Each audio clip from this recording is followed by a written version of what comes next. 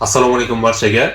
Bugun ijaraga beruvchi va ijaraga oluvchilar o'rtasida kelib chiquvchi nizolar masalasini ko'rib chiqamiz. Ko'pchilik ijaraga beruvchi va ijaraga oluvchilar o'rtasida soliqlardan qochish maqsadida ijara to'lovlarini kamaytirib ko'rsatish yoki ijara to'lovlarini ko'rsatmasa shunchaki tekinga foydalanish asosida deb ko'rsatish holatlari tez-tez uchraydi. Ya'ni bu holatda siz agarda ijaraga bergan bo'lsangiz mol-mulkni, ijaraga oluvchi aytaylik kelishuvlaringizdan chetga chiqqan holatda yoki kelishuvga erishilmagan taqdirda ijara to'lovlarini berishdan bosh tortgan taqdirda siz ijara to'lovlarini undirish masalasida juda qiyinchilikka uchrashingiz mumkin. Ya'ni to'g'ridan-to'g'ri ijaraga oluvchidan ijara to'lovlarini talab qilib ola olmaysiz.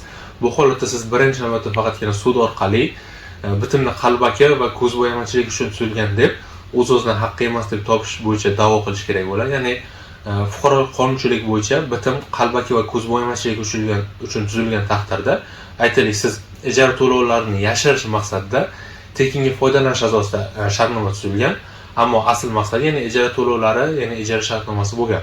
Ya'ni bu holatda agar tekinga tuzilgan foydalanish shartnomasi bekor qilinib, o'z-o'zidan haqqi emas deb topiladi va uning o'rniga ijara to'lovlari asosida tuziladigan ijara shartnomasi amal qilishni boshlaydi. Ya'ni shunaqa deb topilgandan keyin siz ijara to'lovlarini ijaraga oluvchidan undirib yoki talab qilib olishingiz mumkin bo'ladi.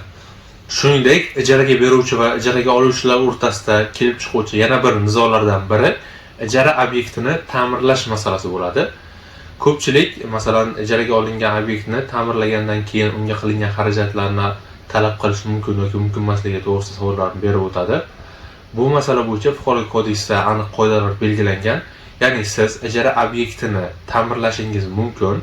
Ta'mirlashda agarda siz ijaraga beruvchining roziligi bilan shu ta'mirlash ishlarini amalga oshiradigan bo'lsangiz, bu holatda siz ijara shartnomasi muddati tugagandan keyin ijara obyektidan chiqayotgan vaqtda shu qilingan xarajatlarni, ya'ni ta'mirlash uchun ketgan xarajatlarni ijaraga beruvchidan talab qilib ola olasiz. Ya'ni bunda o'sha ta'mirlash uchun qilingan masalan xarajatlaringizni siz ajratib ola olmagan taqdirda, aytaylik masalan siz konditsioner, mebel, texnika yoki shunga o'xshagan narsalar bilan jihozlagan taqdiringizda bularni olib chiqib ketishingiz mumkin. Lekin o'zingiz bilan olib chiqib keta olmaydigan qilingan xarajatlarni o'sha aytganimdek ijaraga beruvchining roziligi amalga oshirilgan taqdirda xarajatlarni ijaraga beruvchidan talab qilib ola olasiz. Agarda siz o'sha xarajatlarni ijaraga beruvchining roziligini olmasdan turib ushbu xarajatlarni amalga oshiradigan bo'lsangiz, siz ijara obyektidan chiqayotgan yoki shartnoma muddati tugagandan keyin siz qilgan xarajatlaringizni ijaraga beruvchidan talab qilib ola olmaysiz.